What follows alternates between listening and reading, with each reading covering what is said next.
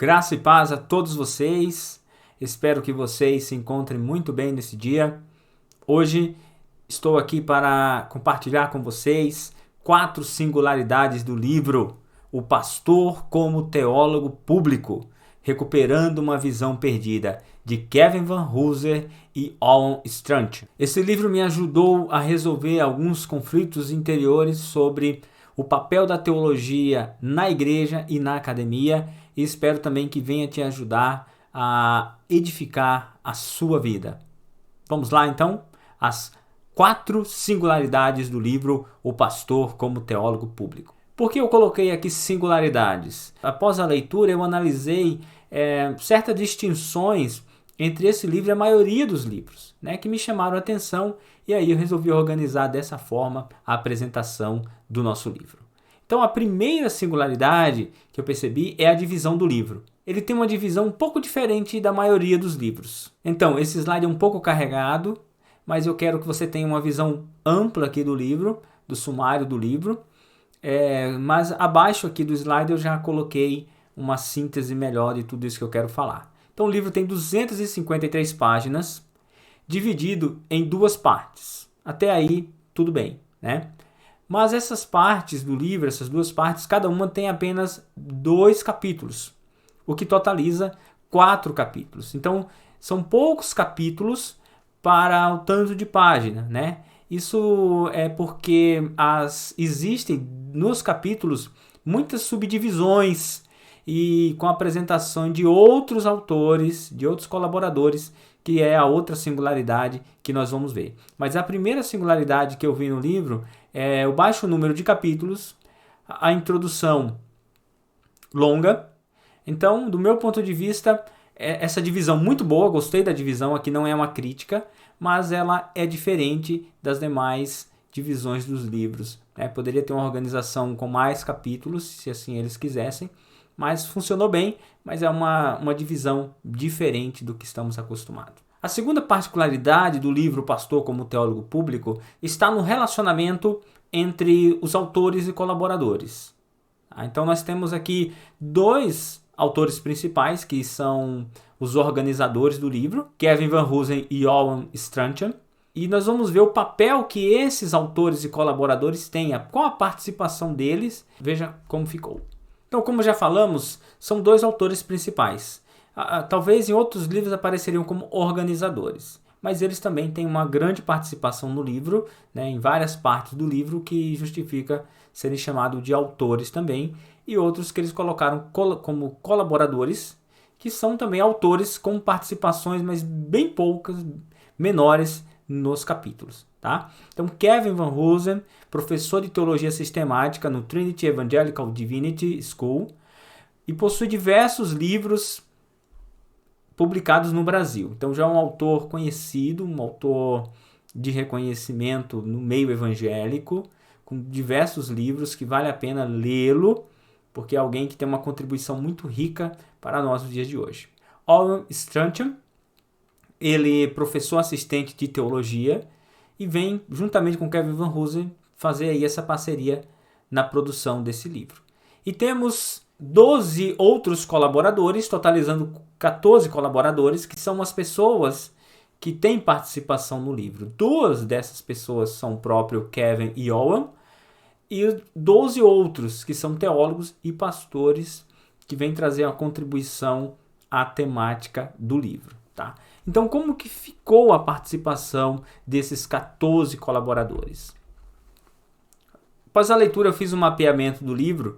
Então, nas sessões pré-textuais, prefácio e introdução, Kevin e Owen produzem o prefácio juntos, né? Um vai falando em terceira pessoa ali do outro, dá para ver que é um texto ali de diálogo, dialógico.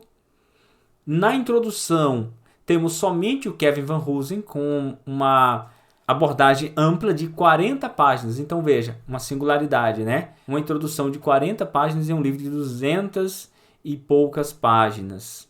Então é uma introdução longa, mas muito rica. Então a primeira parte possui 2 capítulos. E aí o Kevin Vanhoozer não tem participação nenhuma nessa primeira parte, apenas o Owen Strachan. E no primeiro capítulo, além dele, do Owen Strachan, nós temos também 3 colaboradores. Então, quando o Owen encerra a sua participação no capítulo, vem ali perspectivas pastorais e surgem ali outros autores conversando, mas numa linha de continuidade. Então, para mim isso é diferente, porque poderia ser um capítulo, né? Mas não, entra como uma subdivisão do capítulo. Isso é algo diferente, mas muito interessante, porque você está lendo um autor, de repente ele encerra ali e começa outra sessão com outro autor, né? Já com o nome ali claramente quem é aquele autor daquela sessão. Então não é uma subdivisão que já vem no início do capítulo o nome de todos os autores, não. Mas as sessões dos livros possuem autores que são claramente demarcados ali no livro. No capítulo 2, além do Warren, nós temos 2 outros colaboradores, né, em perspectivas pastorais. Então, é uma singularidade. Partindo para a parte 2, são também, como já dito e estamos aqui falando novamente, são mais 2 capítulos, e nesse apenas o Kevin Van Hoosen participa como autor principal, e surgem no capítulo 3, 3 colaboradores, e no capítulo 4, 2 colaboradores. Indo agora para o elemento pós-textual, a conclusão. A gente tem ali poucas páginas, 9 páginas, e o Kevin Van Hoosen fazendo uma abordagem única nessa conclusão, que é também uma singularidade. A conclusão em si é uma singularidade que nós vamos analisar na última parte desse vídeo. Partindo para a nossa terceira singularidade, é o tema do livro. A temática do livro ela é muito interessante, ela não é tão comum. Geralmente a gente ouve as pessoas falando sobre teologia, mais num contexto acadêmico, né? E ele vem falar de teologia em um contexto de igreja. Então esse é o grande diferencial do livro, como que a teologia é importante para a igreja e ela nasceu primeiramente na igreja e para a igreja. Isso é algo riquíssimo do livro. E a ideia do livro veio quando? Quando em certo local Kevin Van Hoosen estava dando aula, havia próximo ali um cemitério e tinha ali um casal, e ele escutando, né, esse casal, disse que a mulher falou para o marido, falou assim: olha, aqui nesse túmulo tem 2 pessoas enterradas. Porque tinha ali na lápide, né? Aqui jaz um pastor e um teólogo. Aqui já um pastor e um teólogo. E ele achou interessante aquilo. É uma ideia de que não pode ser a mesma pessoa, né? Se é um teólogo, não é um pastor. Se é um pastor, não pode ser um teólogo. Porque geralmente a ideia de teólogo está ligado muito ao estudo acadêmico, ao estudo mais estruturado, mais duro da teologia. E o pastor é uma abordagem mais prática, então é mais vivência, mais dia a dia e pouca teoria, né? E o livro vem tentar desconstruir isso, vem tentar dizer que um pastor deve ser um teólogo público que lida com questões gerais. Esse aqui é uma tese muito forte. E ele parte lá de um contexto anglo-americano de que antigamente os pastores eram as referências em termos de intelectualidade nas cidades. Talvez isso não possa ser dito em relação ao Brasil, porque nós estamos em outro momento, né, da história, com o crescimento do evangelho, mas historicamente para eles era isso que funcionava. O pastor era uma referência de quem lia, de quem conhecia vários temas em uma determinada cidade, localidade. Então, dentro dessa temática, pastor como teólogo, os autores falam de um teólogo generalista, que o pastor não é um teólogo especialista em uma área, mas ele é generalista. Ele fala sobre temas amplos e diversos.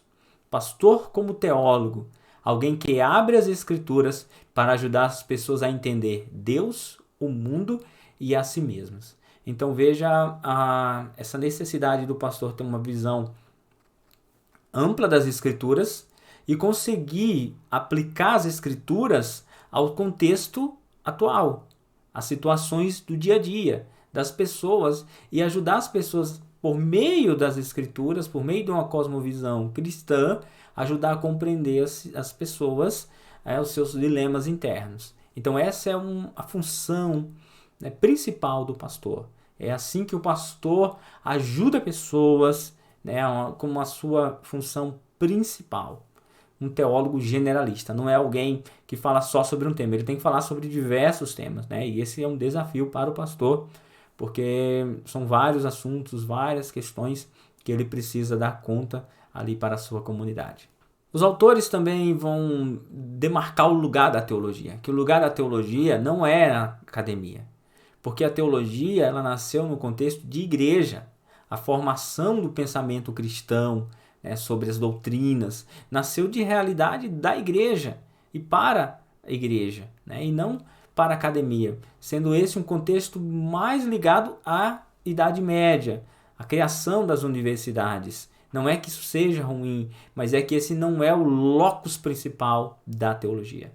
Então isso aqui é de fato uma tese importante para nós nos dias de hoje, porque nós estamos relegando a teologia apenas às faculdades teológicas ou seminários teológicos. Os autores também mostram que na história da igreja a teologia passou por reestruturações curriculares. E essa reestruturação, principalmente ali encabeçada por Friedrich Schleiermacher, 1768 a 1834, um teólogo alemão que é conhecido por muitos como o pai da teologia moderna, até mesmo do liberalismo teológico, né? A pensar uma teologia mais subjetiva do indivíduo, que Friedrich Schleiermacher ele reestruturou o currículo teológico com uma divisão quádrupla. Essa divisão quádrupla ela influenciou depois a América do Norte, influenciou a Inglaterra, na forma de se fazer teologia nos seminários também, tá? E qual foi essa reestruturação teológica? Começou-se a ver a teologia com 4 ramos principais: estudos bíblicos, com foco acadêmico; história da igreja, com foco acadêmico; teologia sistemática, com foco acadêmico, né? Pensar na pesquisa, né? A razão, a estrutura do pensamento; e teologia prática, com foco pastoral. Então, a vocação pastoral ela era mais ligada à teologia prática, disciplinas práticas. E isso aí você causa, segundo os autores, uma ruptura na função do pastor, de que ele deve se preocupar somente com questões práticas e não com grandes questões, com questões teológicas, com questões profundas do pensamento cristão, da reflexão cristã. Vai deslocando aí o pastor para a margem da teologia e criando, né, ou melhor, consolidando os especialistas, os profissionais da teologia, né, que vão aí escolhendo as suas áreas de atuação. Então, essa reestruturação curricular é uma das responsáveis por deslocar o pastor da teologia, ou trazer uma mensagem de que a teologia não é para o pastor de igreja, mas ele tem que se preocupar com outras questões, focalizado mais em administração e em psicologia. Veja que coisa, né? Como a gente percebe que de fato essa é uma tendência, né, das igrejas, dos pastores na atualidade. E aí eles vão tentando restaurar essa visão, que a teologia é importante demais para ser deixada para os profissionais. Que a teologia ela é de todos. Porque todos nós temos responsabilidades diante de Deus. E o pastor tem essa responsabilidade de orientar a igreja. Então a teologia tem que estar no debate para todos e não presa na academia, né? E cada vez mais entrando na tendência acadêmica, se especializando mais e mais e mais e perdendo o panorama e perdendo o lugar, né, no reino de Deus. Outra afirmação categórica é que a teologia não é um luxo, não é uma escolha, não é opcional, como se a igreja coloca banco de couro ou não, coloca um tipo de assento, ar-condicionado ou não, mas um elemento operacional padrão, como um volante do ministério pastoral. Então a perspectiva teológica do pastor, ela vai direcionar o seu ministério e direcionar a sua igreja também, direcionar as pessoas. E essa visão teológica não é uma escolha, mas ela deve ser muito clara para o pastor. Agora, claro, toda essa questão de pastor como teólogo gera todo um preconceito, porque, e muitas vezes com razão, né? Porque geralmente as pessoas que começam a estudar teologia começam a criar um vocabulário próprio, que vai se afastando muitas vezes da igreja, começa a criar um conhecimento de autores que não fazem parte da realidade da igreja e começa a entrar em outro mundo. Só que o que os autores deixam claro é que é o seguinte: não é um intelectual não prático que a igreja precisa. Nenhuma igreja precisa de um pastor que seja um intelectual que se isola, né? Que não se relaciona, que não se preocupa com o dia a dia, que não se preocupa com a realidade, em fazer as conexões entre o que a palavra diz no seu estudo acadêmico, né? Ou no seu estudo devocional, na sua exegese, com a realidade da igreja, que afaste o pastor das pessoas. Não é esse tipo de intelectual. Não é o intelectual não prático, mas sim o intelectual prático. E o que é o intelectual prático? O intelectual que temos em mente é uma forma específica de generalista que sabe como relacionar grandes verdades a pessoas reais. É alguém que pensa, alguém que reflete e que sabe fazer as conexões. Que sabe fazer as conexões entre grandes temas, não um só tema, mas grandes temas da palavra, grandes temas da realidade humana, e sabe fazer essas conexões, ajudando a igreja a ver o lugar, a ver como os princípios agem no dia a dia, né? Então, esse é o intelectual, é o pastor teólogo que o livro ali vem orientar e que a igreja precisa. Quarta e última singularidade, a conclusão do livro. Então, a conclusão do livro é feita pelo Kevin Van Hoosen, que funciona da seguinte forma: é um resumo do livro organizado em 55 teses sobre o pastor como teólogo público. Então, após o livro, você fazer uma leitura ali é como um resgate de todo o livro, de todas as ideias. Também serve ali como roteiro para reflexões, para estudos. Então, foi uma sacada. Até coloquei aqui a imagem, né, do Martinho Lutero, das teses, que era uma forma de debate na Idade Média. E a forma como Van Hoosen resumiu, sintetizou todo o conteúdo. Eu tenho certeza que deu muito trabalho para ser feito isso aí, né? Para pegar todas as ideias do livro, todas as ideias do pastor como teólogo e sintetizá-las ali em 55 teses. Então é um livro que vale a pena ser lido. Como eu disse no começo, revolucionou toda a minha visão do lugar da teologia na igreja, né? E isso, para mim, foi muito edificante, foi muito bom. E hoje eu posso falar para você assim que eu tenho uma nova compreensão até mesmo do meu papel na igreja, do meu trabalho na igreja e como que eu posso contribuir com a igreja, com os pastores. Quero deixar aqui o meu muito obrigado.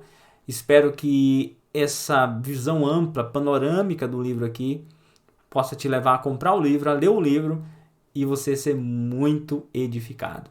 Grande abraço e te espero aí no próximo vídeo. Deus abençoe.